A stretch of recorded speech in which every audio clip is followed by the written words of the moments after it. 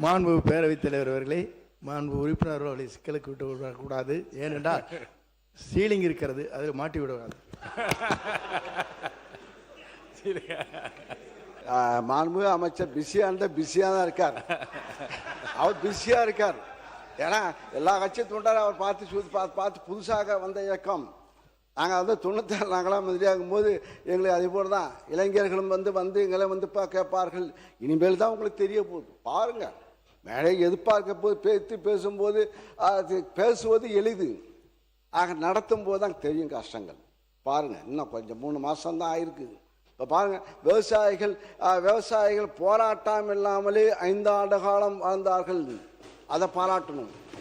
5 ஆண்டு காலம் தமிழகத்தில் விவசாயிகள் போராட்டம்.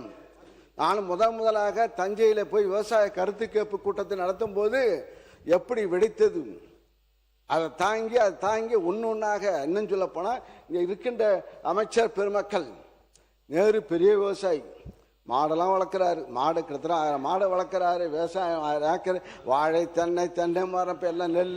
அதே போல் வேலு அவர்கள் டிராக்டர் ஓட்டுவார், பூதி அண்டை வெட்டுவார், வயலில் அண்டை வெட்டுவார்.